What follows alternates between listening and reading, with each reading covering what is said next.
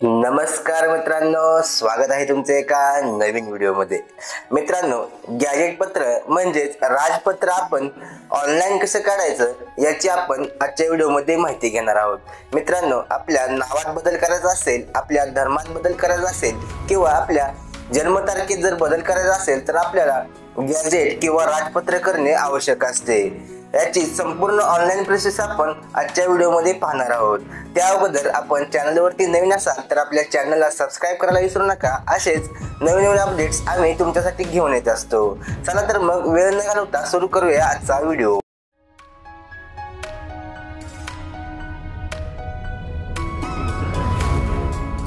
सर्वप्रथम गुगल मध्ये आपले सरकार.mahaonline.government.in ही वेबसाईट ओपन करून घ्यायची आहे।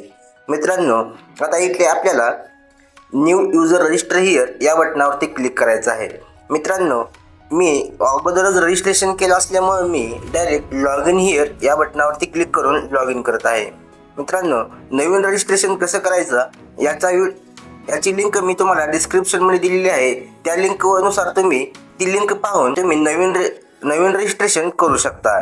मित्रांनो, इथं आता आपण न्यू यूजर रजिस्टर हिअर या बटनावरती क्लिक करून आपला जो यूजर नेम आहे तो टाकून व आपला जो पासवर्ड आहे तो टाकून लॉग इन या बटनावरती क्लिक करायचा आहे। आता आपल्याला आपल्या समोर असा विंडो ओपन होईल। नंतर आपल्याला उजव्या बाजूला सर्च बार मध्ये आपल्याला गॅजेट असं सर्च करायचं आहे। तर इथे आपल्याला कोणत्या प्रकारचं गॅजेट करायचं आहे, आता मला नेम चेंज गॅजेट करायचं आहे, त्यामुळे मी नेम चेंज या बटनावर चेंज इन नेम या बटनावरती क्लिक करत आहे। आता आपल्या समोर अशी नवीन विंडो ओपन होईल। यामध्ये आपल्याला सिटीजन, प्रेस सर्व्हिसेस, अपील अशा पर्याय दिसतील। यामध्ये आता आपण प्रेस सर्व्हिसेस मध्ये गॅजेट नेम चेंज वरती क्लिक करायचं आहे। आता आपल्याला गॅजेटची जी लँग्वेज आहे ती सिलेक्ट करायची आहे। आपण इथून मराठी किंवा इंग्लिश सिलेक्ट करू शकतो। आता मला इंग्लिश मधून पाहिजे, त्यामुळे मी इंग्लिश वरती क्लिक करत आहे। नंतर खाली स्क्रोल करून आपल्याला जो फॉर्म आहे तो फॉर्म डाउनलोड करून घ्यायचा आहे। मित्रांनो, हा फॉर्म आपण डाउनलोड करून घ्यायचा आहे। हा फॉर्म आपल्याला पुढे उपयोगी पडणार आहे। तो फॉर्म कसा भरायचा मी तुम्हाला व्हिडिओमध्ये सांगणार आहे। हा फॉर्म मित्रांनो डाउनलोड करून ठेवायचा आहे। त्यानंतर कन्सेंट ॲक्सेप्ट करून नेक्स्ट या बटनावरती क्लिक करायचं आहे। आता इथे आपल्याला ॲप्लिकंट डिटेल्स मध्ये आपली जी कॅटेगरी आहे ती सिलेक्ट करायची आहे। आता इथे जी कॅटेगरी असेल मित्रांनो ती कॅटेगरी आपण सिलेक्ट करायची आहे। त्यानंतर सॅल्युटेशन मध्ये जे असेल ते सिलेक्ट करून घ्यायचं आहे। आता आपलं फुल नेम ऑटोमॅटिक येईल। त्यानंतर आपण आपली जन्मतारीख जी आहे ती जन्मतारीख सिलेक्ट करायची आहे। इथे एज आपलं ऑटोमॅटिक येईल। त्यानंतर आपलं जेंडर ऑटोमॅटिक सिलेक्ट होईल व आपला मोबाईल नंबरही ऑटोमॅटिक आलेला असेल। त्यानंतर आपल्या आधार कार्डनुसार व्यवस्थित पत्ता भरून घ्यायचा आहे। मित्रांनो, पत्ता काळजीपूर्वक भरून घ्यायचा आहे। त्यानंतर आपला जो ईमेल आय डी आहे तो ईमेल आय डी इथे टाकून घ्यायचा आहे।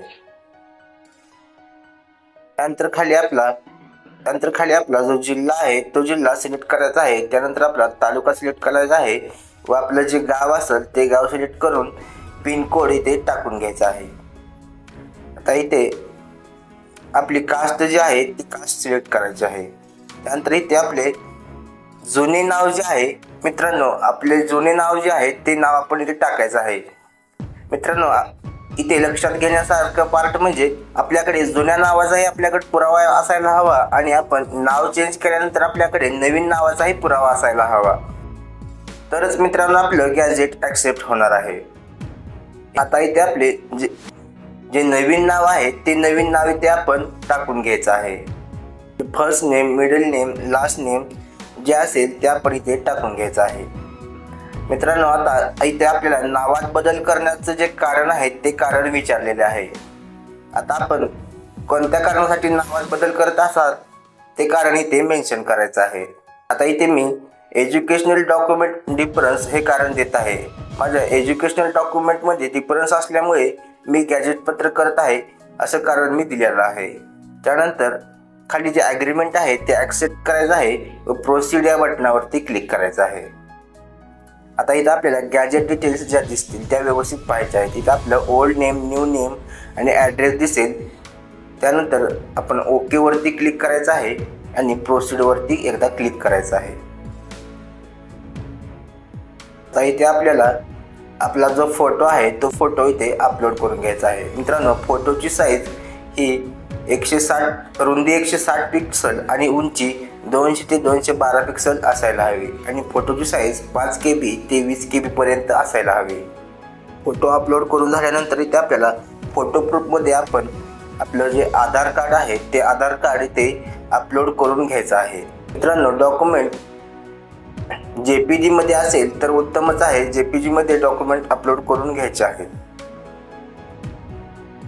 ॲड्रेस प्रूफमध्येही आपण आपलं आधार कार्ड जे आहे ते आधार कार्ड अपलोड करून घ्यायचं आहे. आता इथे खाली एज प्रूफ विचारलेलं आहे. जर आपलं वय 18 वर्षापेक्षा कमी असेल तर आपल्याला इथे बर्थ सर्टिफिकेट किंवा LC किंवा बोनाफाईड सर्टिफिकेट अपलोड करायचं आहे. आता इथे कास्ट सर्टिफिकेट आपल्याला अपलोड करायचं आहे. तुम्ही कास्ट सर्टिफिकेट इथे अपलोड करून घेऊ शकता. आता आपल्याला इथे मित्रांनो लीगल डॉक्युमेंट विचारलेलं आहे. जे आपलं नाव चेंज झालेलं डॉक्युमेंट असेल ते डॉक्युमेंट आपल्याला इथे अपलोड करायचं आहे. आता माझ्याकडे मित्रांनो इथे ॲफिडेविट आहे, ते मी ॲफिडेविट अपलोड करून घेत आहे. मित्रांनो, तुमच्याकडे marriage certificate, affidavit, living certificate, birth certificate यापैकी एक डॉक्युमेंट असणे कंपल्सरी आहे. त्याशिवाय मित्रांनो आपलं गॅजेट ॲक्सेप्ट होणार नाही. हे डॉक्युमेंट आपलं नाव चेंज झालेलं डॉक्युमेंट असायला हवं. आता मी इथे ॲफिडेविट अपलोड करत आहे आणि जो आपण फॉर्म डाउनलोड केलेला आहे तो फॉर्म इथे आपण अपलोड करून घ्यायचा आहे. आता तो फॉर्म मित्रांनो फिल कसा करायचा ते मी तुम्हाला सांगतो. मित्रांनो, इथे आता आपल्याला ओल्ड नेमवरती आपलं जे जुनं नाव आहे ते नाव इथे आपण फिल करायचं आहे आणि आपल्याला न्यू नेम जे आहे ते आता आपण दुरुस्ती केलेलं जे नाव आहे ते न्यू नेम वरती भरायचं आहे. आता इथं इन केस ऑफ मायनर असेल तर आपल्या पालकाची सही आवश्यक आहे. जर नसेल तर इथे आपल्याला पालकाची सही आवश्यक नाही. आता इथे आपल्याला सिग्नेचर इन ओल्ड नेम मध्ये आपलं जे जुन्या नावानुसार जी सही आहे ती सही आता इथे आपण टाकून घ्यायची आहे व ज्या दिवशी आपण गॅजेट करत आहोत त्या दिवशीची इथे तारीख टाकायची आहे. आता इथे reason for change in name वरती आपण पाठीमागे सांगितल्याप्रमाणे आता मी एज्युकेशनल डॉक्युमेंट डिफरन्स असल्यामुळे ते रिझन इथे मी लिहित आहे. त्यानंतर सिग्नेचर इन न्यू नेम, आता आपल्या नवीन नावानुसार आपण सिग्नेचर इथे फिल करायचे आहे व तारीख टाकून घ्यायची आहे. त्यानंतर इथे आपण करस्पॉन्डंट ॲड्रेसमध्ये जे नवीन नाव आहे ते नाव टाकून घ्यायचं आहे व जो आपला ॲड्रेस आहे तो फिल करायचा आहे व हे डॉक्युमेंट स्कॅन करून अपलोड करायचं आहे. त्यानंतर आपण अपलोड डॉक्युमेंट्स या बटनावरती क्लिक करायचं आहे. आपले डॉक्युमेंट्स अपलोड होत आहेत. आता डॉक्युमेंट्स अपलोड झाल्यानंतर आपल्यासमोर अशी ॲक्नॉलेजमेंट डिटेल्स दिसतील.